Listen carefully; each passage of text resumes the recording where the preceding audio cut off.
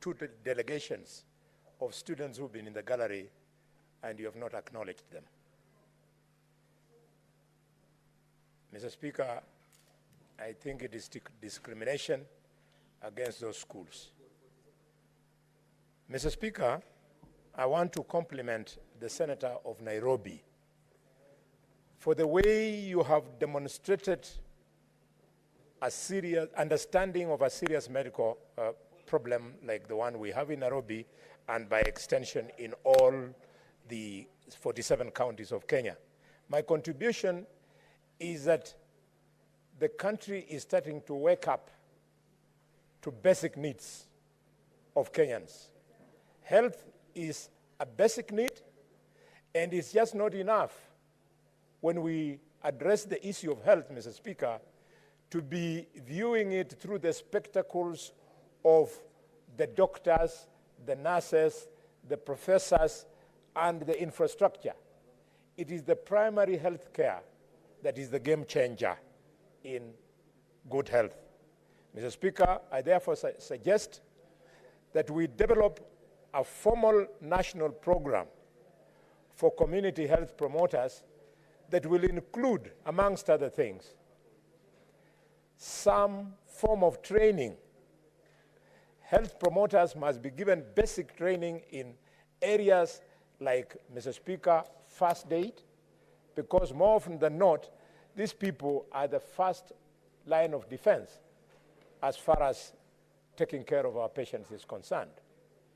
They should be trained, Mr. Speaker, on interpretation of the various results that they get. For example, when they do a blood pressure test, they do a blood sugar test, they should know so as to know how to respond appropriately. Mr. Speaker, it must also be understood, and the leader of minority tried to scratch on it, but let me just emphasize how important it is. It must be understood that majority of the women in Kenya, pregnant, are midwifed not by nurses, not by doctors, but by traditional birth attendants. And therefore, if a stipend is being given to community health promoters, all traditional birth attendants in all Kenyan communities must also be given that stipend. Finally, on that point, Mr. Speaker, it's a shame that we are talking about a stipend of 2,500 from the national government and 2,500 from the county government. What can you buy with 5,000 shillings? I mean, we are laughing at these professionals who are doing a very good job. This is money which sometimes when I pass through supermarkets, I see some people in Nairobi shopping for their dogs. The food they buy is more than what we pay our community health promoters. If we are doing it, we must be serious and do it well. And the money is there. The money you see people flashing around in church harambes. The money you see people hiring choppers to some funny functions in this country is the money that is supposed to give this kind of service, Mr. Speaker. And we shall not stop in calling out these corrupt characters who, after feeding on the proceeds of corruption, they show off and vomit on our shoes and vomit on the feet of our children who have no shoes when they are going to school. Mr. Speaker, I would like to end by commending the Senator Onyonga for the issue you have raised in Marani sub-county about licensing in mining. This problem is serious. It is in Nyatige, Makarda. It is in Ikolomani, Isulu, Lirembe, Malinya, Shikoye, Masienze. Mr. Speaker, it is in Shinyalu, Imwiriza, Liranda. It is in Lurambi, Mr. Speaker, in Rosterman. It is across, yes. Yes, you are right, Senator Faki. This is a cross-cutting issue which we must address. And gold mining and mining in general, it is so profitable that even when they do it at great risk. Our children still go down there. We have to pay proper attention and support the mining industry. Today, as I speak, we are burying Chui in Shtori village, who perished last week in a gold mining danger after the walls caved in. Mr. Speaker, day after tomorrow, I'll be running to Kakamega to go and bury yet another youth. Not that we love funerals, but because if we don't stand with them, then what kind of people are we that people voted for when we don't stand with them during a time of need? And Mr. Speaker, talking about support to gold mining, I want to remind government over and over again that if you want to talk business with Kakamega County, come and talk about gold mining. Come and talk about sugarcane farming. If you are unable to talk about those two in Kakamega, we are sorry, we don't want to do any business with you. And this is why the people of Kakamega and the sober leaders, and for the first time I want to congratulate the governor of Kakamega. He has gotten it right on the issue of sugarcane farming. Mr. Speaker, we worked so hard to get it right until His Excellency the President 2 weeks ago came and paid our farmers bonus. And now, when things were just upright, another character called a receiver manager, in collaboration with corrupt fellows in Kenya Commercial Bank, they then tell Mr. Rai of West Kenya to come and interfere with the smooth running of Mia Sugar Company by Sarbi. Mr. Speaker, I rise pursuant to Standing Order number 53-1 to seek a statement from the Standing Committee on Land, Environment and Natural Resources concerning the detrimental effect of ongoing quarry activities affecting the residents of Kisii County. Mr. Speaker, reports from the ground indicate that there is an alarming level of environmental degradation, including the destruction of critical natural resources, the pollution of the water resources and the environment, and the erosion of land that was once used for agricultural purposes. More troubling, however, Mr. Speaker, the allegations that we are having forced displacement and destruction of property by a company called Nyando Building Extracts Limited, owned by the Chinese people who have come to do the manipulation and the collection of these minerals.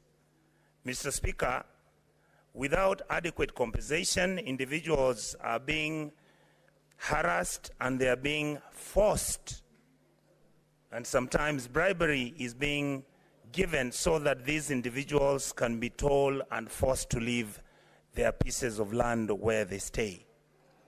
Mr. Speaker, in this regard, I am requesting the committee to, number one, investigate and report to the Senate the status of the mining licenses that were granted to this company, which is conducting quarry operations in a place called Kiomoncha location, Marani sub-location in Kitutu Chache South constituency, to give information and agreements which were signed for an area called Mote Momwamu, where there's a black product which nobody knows what it is, that is being mined from this place called Mote Momwamu between Kisii County and Nyamira County boundary. And finally, Mr. Speaker, the other place that mining is taking place by the same Chinese company is in Tabaka, where the Tabaka soapstone quarry is providing minerals, materials which are being used by this company to manufacture tiles.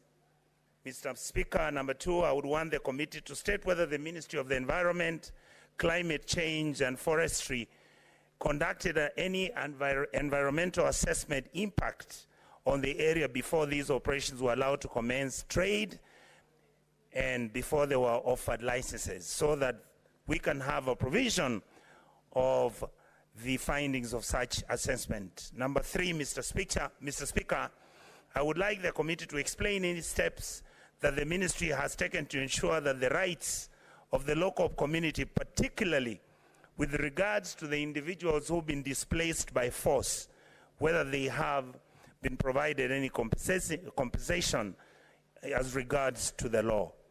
Number 4, Mr. Speaker, I would like the committee to outline any measures the ministry is taking to investigate and to investigate and address the actions that the ministry is taking to mitigate the environmental degradation that is taking place within all these 3 areas where this mining is taking place. Finally, Mr. Speaker, I know that under the KK Alliance manifesto, the argument was that any mining that would take place, and the mining needed to take place in those particular areas, like in Kisii County, that whoever that was coming to mine would then be required to set up a factory or an industry to employ local personnel so that they can do value addition for those minerals to make sense to our communities. Mr. Speaker, I hope that this matter will be handled expeditiously, because it is really damaging our environment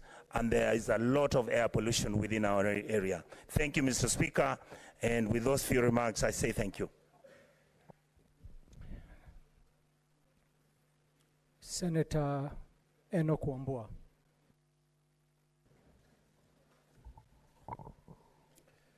I thank you, Mr. Speaker, for this opportunity.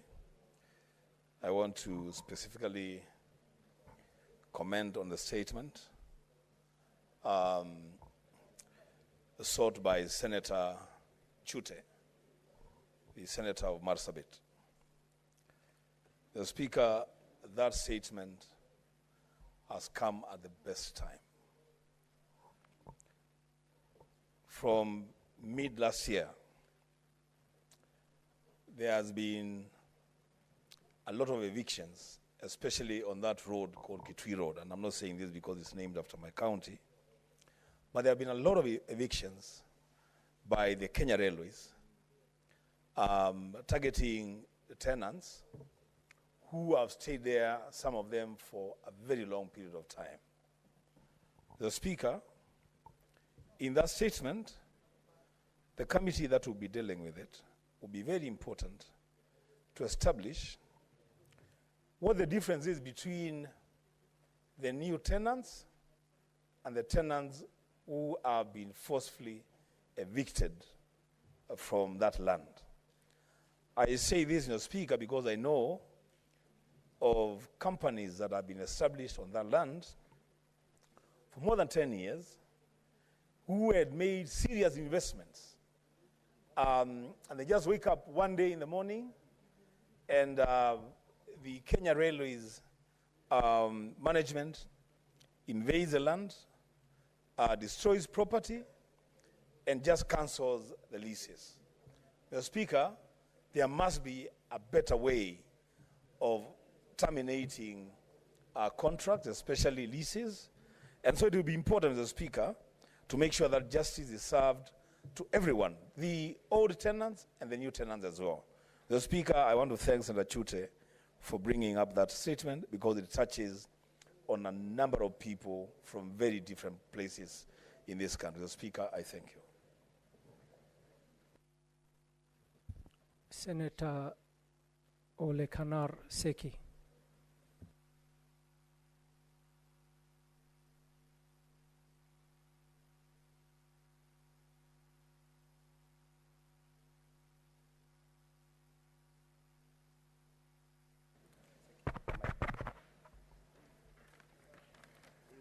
Thank you very much, Honorable Speaker. I also want to put my support to this statement from Honorable Senator Chute on the issue of Kenya Railways. Honorable Speaker, it is true that Kenya Railways have been in books that they are getting and repossessing land from different institutions and groups. I want to support this statement and say that this statement has really affected even most of our communities, particularly in different occasions. There is one group that called the Ma group around these areas of around Nairobi, around the Kenya Railways headquarters, and they have a number of